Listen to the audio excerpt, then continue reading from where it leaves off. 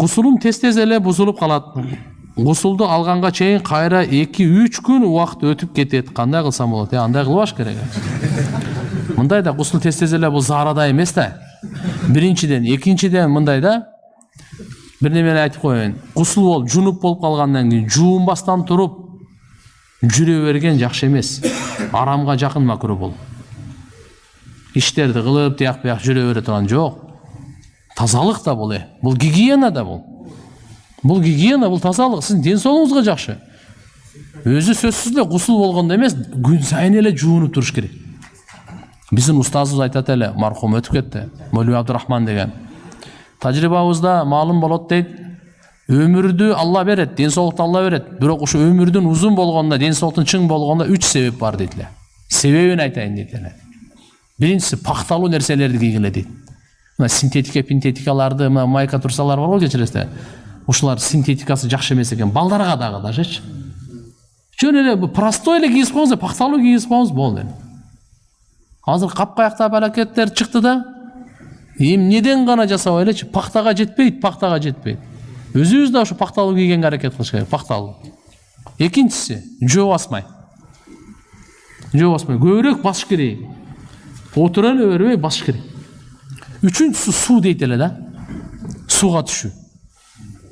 Сөзсүз эле гусулду күтүп отура бербей, жөндө эле душ менен тияк бияк суу, жосо азыр мына көл, алхамдулилlah Кудайым берген.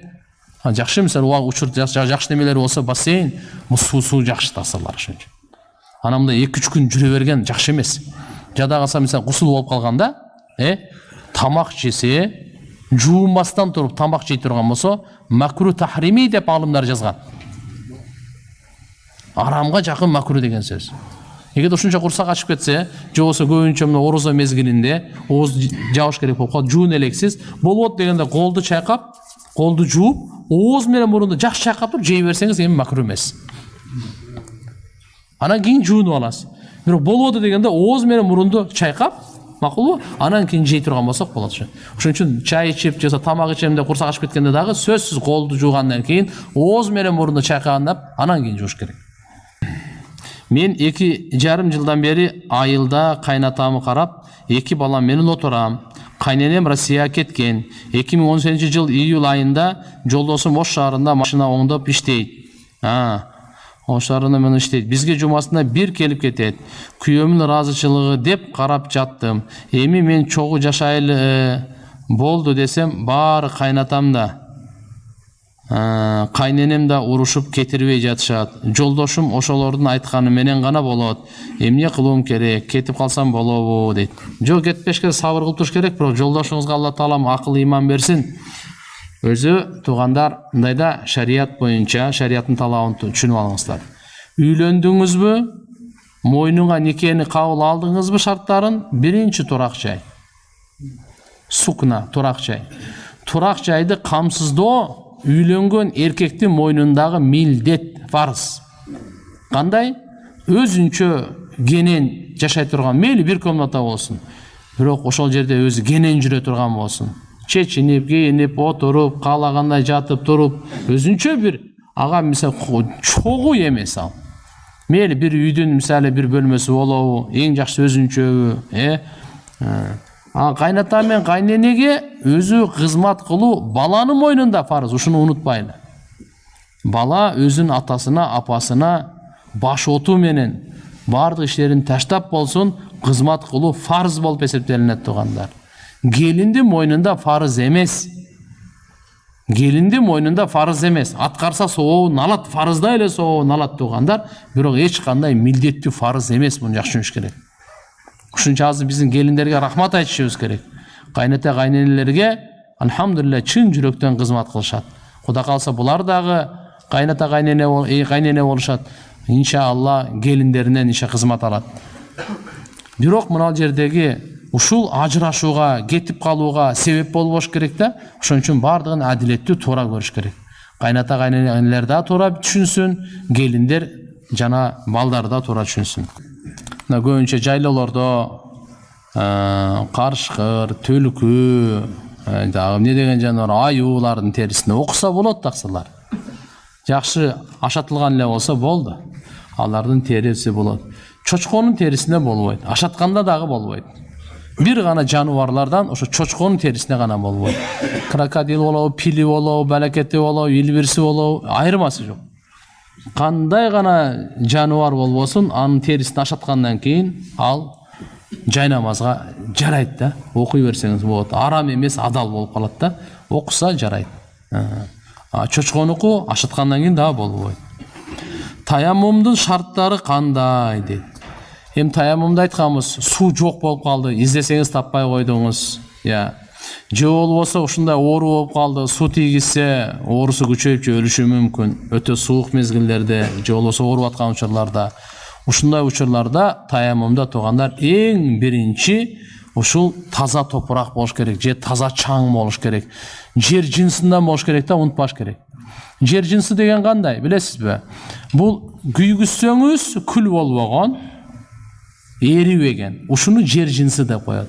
Мисалы, темир бар го, темирге таяммум кылса болбойт. Анткени күйгүзсөңүз бул эрип кетет. Мынал стол. Буга таяммум кылсак болбойт. Эмне үчүн? Күйгүзсөк күл болуп кетет. Бул китеп, китепке таяммум кылсак болбойт. Эмне үчүн? Бул күл болуп кетет. Телефонго таяммум кылсак болбойт. Эмне үчүн? Эрип кетет. Неге таяммум кылса болот экен? Кум, кирпич, таш. Булар эрибейт дагы, күл дагы болбойт да. Ушуну жинсил арт дейт. Жер жинси деген. Ушундайларга таяммум кылса болот да. Биринчи билип алыш керек. Албетте, эгерде бунун үстүндө чаң болсо, китептин үстүндө чаң болсо, темирдин үстүндө чаң болсо, анда болот таяммум. Себеп чаң, таза чаң болуш керек да. Таза чаң биринчи. Экинчиси ниет. Таяммумда ниет фарыз болуп эсептелинет. Ниет. Даратта ниет фарыз эмес, биздин мазхаб боюнча сүннөт катары эле кетет. Бирок таяммумда ниет фарыз. Üçüncüsü şu bir uras taksır. Mınday alıp tur. Bir uras. Andan keyin mına çaş çıkan yerden betinizde mınday alıp tartasız. Mına. Kaş, göz, murun. Ol koyasız mına. Tarat alganda ile. Anan dağı bir uras. Oşa egerde çaң bolsa. Bolboso bayağı misali bir taş dep koyulu. Bir taş. Taşka mında iki jagын karma koysanız ele bolu öret. Kışka dele. Taş juulgan. Taptaza maçalkalap koysanız deleçi, hiç kanday anın çaڭı жок bolsa dele bola berет taş. Jamgır jap, naqi dep taptaza болгондо деле, ошого анын üstünde çaң болушунун шарты жок да. Çaң каерде болуш керек? Китептин üstünde болуш керек. Бул жерде, төшөктө болуш керек. Түшүндүңүздөрбү? Булар мына жер жинсинен эмес да. Таш менен тиги атым эле топурактын өзү же болсо кыш аларга мындай шарт кереги жок да. Аны бул бир. Экинчиден мындай кыласыз дагы, колуңузду мынал 3 манжасынан аркага алып барасыз, чыкканага чейин. Кайра мындайдан алып келесиз. Бул жака дагы алып келесиз, бул жака. То есть мына ушу бардыгы тийсин деп атам да, колдун бул жагы дагычы. Максат ошол. Демек, биринчиден таза жер, макулбу? Топурак, таш кыш же болбосо биринчиси ал. Экинчиси ниет кылдыңыз, үчүнчүсү бир уруп туруп бетиңизге, төртүнчүсү бир уруп туруп эки колуңузга. Бүттү. Мына таяммумдун бардык шарттары. Ушу менен Куран кармай берсеңиз боло берет, намаз окуй берсеңиз боло берет, бардыгына. Бул ошол суунун орун басары да. Буну Алла Таалам Мухаммад алейхиссаламдын үммөтүнө райымдуулук кылып берип койгон да. Керемет бекен биздин динибиз? Керемет да. Менин келинчегим бирөө менен сүйлөшүп жүрөт экен. Ал намаз окуйт экен. Келинчегим үйгө келгенде телефондон бошобойт. Сүйөм, күйөм, ушундай сыяктуу SMS-тер, кино, интернеттер окуп отура берет. Биз да намаз окуйбуз экөөбүз тең. Эмне совет бересиз? Астагфирулла деген совет берем. Бул арам иши. Эркек киши да кээде мындай кылды деп калгандагы эми кичине мындай, кандай десек, бул деле арам, бирок аялдык арамыраак болуп кетет да бул. Башка бирөө менен алдагы намаз окуйт экен деп кандай беле? Өзү үйлөнгөндөр болсо, бул таптакыр болгон болбойт тугандар. Ошон үчүн ишемлага карап туруп силер даватка чыккыла, тооба кылгыла. Таптакыр мындай болсо, бул сүйлөшүп айтыш керек болсо, ата-энесине айтып атат, мындай жаман иштерден, арам иштерден токтотуш керек. Менин кайненем теңирчи экен. 7-8 жылдан бери менин келинчегим да теңирчиликке ишенет экен. Келинчегим экөөбүз нике кыйдырганда күбөлүк kelimesин, күбөлүк келимесин айткан. Келинчегим бирок дагы эле теңирчиликке ишенет экен. Мен муну жаңы үйлөнгөндө билгеним эмесмин. Эми билип жаткан үйлөнгөнүмө 3 жыл болду. Ошондо биздин никебиз кабыл болду же жокпу? Ойлоп жүрөм дейт. Аллаху акбар. Мындай туугандар. Кудайга шүгүр, кыргыз эли байыртан эле мусулманбыз. Теңир деген сөздө эле тияка бул жака тарта бербей, теңир деген сөз өзү исламдын сөзү. Теңир деп теңдеши жок, бардыгына тегиз, бардыгына тең деген сөз. Лам якул лаху куфуан ахад дегендин котормосу ушундай, анын теңи жок. Алла Таалага эч ким тең келбейт. Жаралган жаратуучуга эч качан тең келбейт. Лам якул лаху куфуан ахад, тең эмес. Теңи жокту ушул теңир деп. Бирок кийген кийимда бурмалап эле эптеп эле ар жактан ой чыгарып эле жин шайтандар түшкө кирип эле аларды бир балакет кылып эле көкө теңир деп мына асманды көрө калып эле ушуну теңир деп бул жака кетип калды да. Андай болбойт. Эми исламда мындай: эгерде Алладан башкага сыйына турган болсо, анда нике автоматически бузулат. Буну ачыгын айтып коюшубуз керек болот. Алладан башкага сыйына турган болсо, анда нике автоматически бузулат. Нике болбой калат. Эгерде анан жөн эле мейли, ислам динибизде кандай? Жаралганды урматтайбыз, сыйлайбыз, бирок сыйынбайбыз да, жаратуучуга гана сыйынабыз. Мисалы мен пайгамбарыбыз Мухаммад алейхиссалам, улуу пайгамбар, биз ага сыйынбайбыз. Караңыз. Манас атабыз, сыймыгыбыз, кыргыз элинин баатыры, сыймыгы баарыбыз алхамдулилля сыйлайбыз, сыйынбайбыз. Мейли ким деген гана арбактар болбосун. Бардығын сыйлашыбыз керек арбактарды, өткөндөрдү. Бирок сыйынбайбыз. Сыйынуу Аллага гана таандык. Ушуну бир жакшы ажырата билишибиз керек. Динибизде мейли көлдү сыйлайбыз, ала тоону сыйлайбыз, асманды сыйлайбыз, бардыгын сыйлай бер. Жаратылышты сыйлай бер. Динибиздеги бар нерсе. Бирок сыйынбайбыз, биз ага ибадат кылбайбыз. Себеп ал жаралган. Алла Тааланын өзү жараткан. Биз жаратуучуга гана сыйынабыз. Турмуш курганыбызга 3 ай болду. Кайненем менен айтышып калдык эле. Жолдошум мага таарынып сүйлөбөй жатат. Апасынын сөзүнө кирип, мага капа болду. Эми эле турмуш куруп баштапсыңар.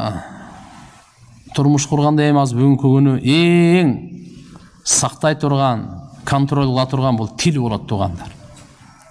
Тилибизди эле тартып, тилибизди эле сактансак, Кудай кааласа баары жакшы болуп кетет. Эми тилде эле бул 28 тишпи, 32 тишпи билбейм, кимдин канча тиши бар. Ушуларга баш бербей эле чыгып эле ушу. Өзү сөөгү жок болгону менен сөөктү сындыра кое турган. Өзгөчө айтканда, бүгүнкү ушул заманда тилдин ролу мурдатан бери эле го, бирок бүгүнкү күндө тилди тарта билели. Эгерде ушундай азыркындай болуп мындай кайнене менен айтышып калдык деп атпайсыңарбы? Мейли, эми өттү кетти, эми кечирим сурап койгула эми. Кечирим сурашканга барыш керек да. Бизде деле бардык инсандарда кемчиликтер болот. Болбодубу? Кечирим сураганга барыш керек. Кечирим сураганга барыш керек. Кечиримге кечирип кой десе эле болду, бар, менин оюмча ошол эле маселе бүтөт. Катташсамбы же катташпасамбы, сыйкыр канчалык деңгээлде күнөө экенин эмнеге көп айтпайсыңар? Азыр сыйкырдын айынан ар бир экинчи адам ооруп жатат. Туугандар, сыйкыр арам болот. Сыйкыр арам. Сыйкырлык кылган, ушу менен заниматься эткен, бул арам. Ошого барган, акча берген, акча алган, бунун бардыгы арам болот туугандар. Бул сыйкыр мурунтан бери келген. Эң күчөйгөн заман сыйкырда Муса пайгамбардын доорунда болгон. Пайгамбарыбыз Мухаммад алейхиссаламга дагы пайгамбарыбызга сыйкырлаган. Ошо сыйкырларын сындыра турган, жандыра турган Кул ауду би раббил фалак, кул ауду би раббин нас, Фалак сүрөсү менен Нас сүрөсү түшкөн. Ошон үчүн Фалак сүрөсү менен Нас сүрөсү сыйкырга каршы. Пайгамбар саллаллаху алейхи ва салламды бир жөөт бала атайлап, ушундай пайгамбардын сакалынан, ушуну чачынан алып, ушу тарака 11 жерде түйүн кылып, сыйкырлап, анан тег кудукка таштап, кудуктун түбүндө таш бар экен, таштын астына бастырып, пайгамбар саллаллаху алейхи ва салламга таасири тийген. Кандай таасири тийген? Ушу башына катуу таасир тийген сыйкырдын. бул жака эмне болду, кандай болгонду деп мындай эме болуп калганда, кийин түшүндө анан пайгамбар саллаллаху алейхи вассаламга эки периштени Алла таала жиберет дагы, бирөө баш жагында отурат, бирөө бут жагында отурат туган. Бирөө баш жагында отурат, бирөө бут жагында отурат. Баш жагындагы сурайт, буга эмне болду десе, сыйкыр кылынган дейт. Ага чейин биле келе да. Пайгамбар жөн эле ушу ооруп атат окшойм деп жүргөн да. Эч кимге көңүл тартпай калган, эч жака деле неме болбой калган. Анан сурап атпайбы? Баш жагындагы периште. Буга эмне болгонса сыйкырлаган. Ким сыйкырлаган? Пананча. Эмнеге сыйкырлаган? Ушундай. Ал каерде? Пананча кудукта. Баардыгын айтып берет дагы, бул эки периште кайра кетип калат. Пайгамбар ойгонуп кетет. Мага сыйкырлаган тур, мени сыйкырлаган турбайбы деп. Анан сахабалар чакырат бир экөөнү. Бар, пананча кудукка барасыңар, кудуктун түбүндө таш бар, түшөсүңөр, ошо таштын түбүндө тарак бар, тарактап келесиңер дейт. Бай эки сахаба, бирөөсү Али разияллаху анху, барса кудукка хынаны билесиздерби да, кызыл болот. Ошондой болуп калган экен. Түшүп, таш бар экен, таштын түбүнө алса тарак турат. Таракта 11 жерде тиши бар экен. 11 түйүнгө байлаган экен. Пайгамбарыбыз сакалынан ошо баягы кызмат кылып жүрүп, акырын ошо сакал берип койгон экен да. Көбүнчө сыйкыр билесиздерби? Канга, сүрөткө, сакал тырмакка, ушундайларга сыйкыр жасайт. Бул өтө чоң арам. Бирок ошол эле кезде биз сактанышыбыз керек да. Кийин ошо 11 тарактап келди да, түйүп койгон. Жабраил периште түштү. Пайгамбар саллаллаху алейхи вассаламга аят алып келди. Кул ауду би раббил фалак. Баштады. Ар бирин баштап окуп, бирден окусаң, бирден түйүн чечиле берди өзүнчөчү. Кул ауду би раббил фалак мен кул ауду би раббин нас 11 аят. 11 аятты окуду эле 11 тең чечилип кетти. Пайгамбарыбыз баягы байлап койгондой, бирден арканды чече бергендей, акыркысын чечкенде толук чечилип кеткендей ушундай боштон болду. Бошоп рахаттанып. Пайгамбарыбыз сахабалар айтты, ошону жөөттө чакырып келип башын албайлы. Жок. Аны өзүнүн ишине өзүнө койгула дейт. Пайгамбардын ушундай мүнөзү бар эле. Аны өзүнүн ишине өзүнө койгула дейт мынакей. Алла таала мага шифа бердиго болдуго дейт кара. Ошентип анан кийин пайгамбарыбыз үммөтүнө айткан. Силер да мынакей ушул сыйкыр, жаман, магия, сагия, балекет-салекеттердин, кара дуалардын баарын жандыра турган, аларды талкалай турган дуа кул ауду би раббил фалак мен кул ауду би раббин нас. Ошон үчүн ар бир намаздан кийин сөз окуп жүрүш керек. Намаздан кийин көптөн кетпейт да вакыт. Бирок ихлас менен көңүл буруп окуп коюшубуз керек да. Калганы эми Алладан. Ар бир нерсенин өзүнүн себеби бар.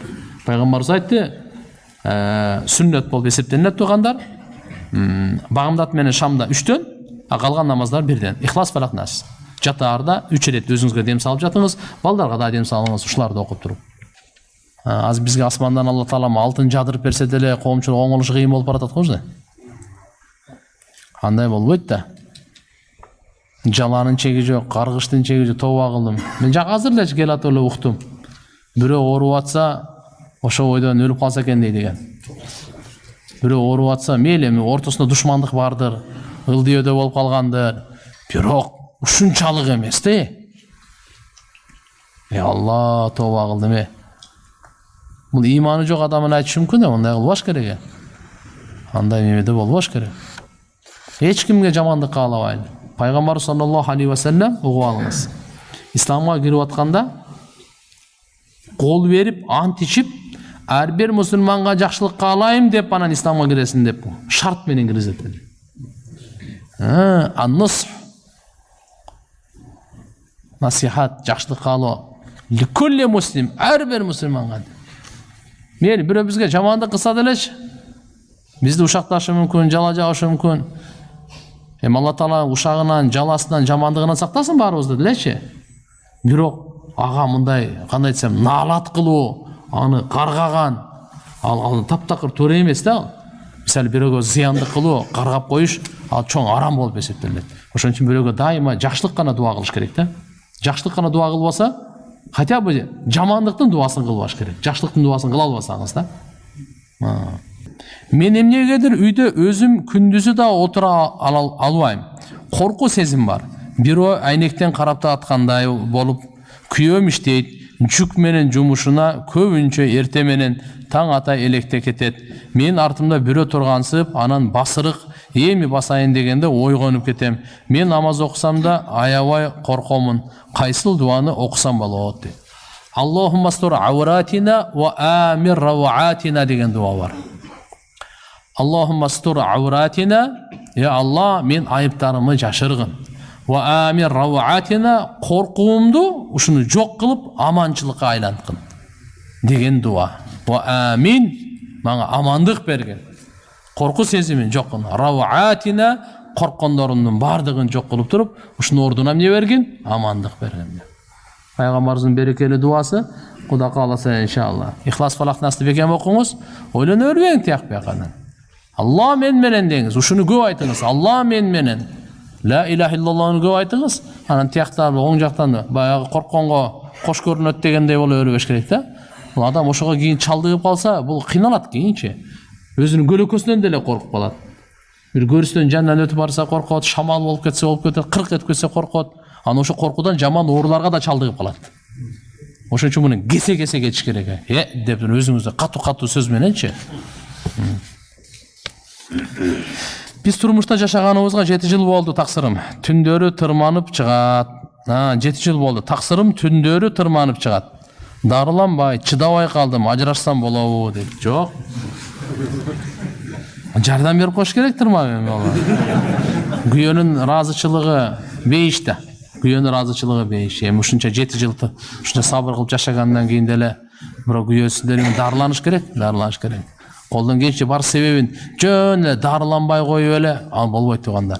Дарыланга мүмкүнчүлүк болуп туруп да дарыланбай анан өлүп кала турган болсо күнөөкөр болот туган. Тамак аш жегенге мүмкүнчүлүк болуп турган жебей эле баягы голодовка дегендер бар го, өлүп калат го, күнөөкөр болот ошолор. Голодовкага чыгып туруп атай тамак жебейчи. Алла адал кылган нерсени эмне үчүн жебейт? Эмне үчүн жебейсиң? Өзүңдү өзүң өлтүргөнгө акың жок сен. Аны голодовка кылып тияпай жарыялаган биздин динибизге таптакыр жок нерсе бул. Мончого ич кийимсиз түшсө болбойбу? Экинчи суроом, душта жуунуп, анан кийин дарат албай эле намаз окуса болобу? Боло береби? Үчүнчү суроом, акарачка жесе болобу деп. Туугандар, мончого эми эркектерде махрам, сатыр аурат деген, уяттуу жерин жашыруу деген бар. Мейли мончого түшсө болот, жок, түшпөй койсо эмес, түшсө уруксат. Бирок киндиктен тизеге чейин жабык болуш керек. Ушуну эске алып коюш керек. Душта жуунган ошол дарат берги албай эле намаз окуса жетиштүү. Ал кичинекей дарат эмес, чоң даратын алып коюп атпайбы булчу? Бул болот. Акарачка жебей эле коюңуздар.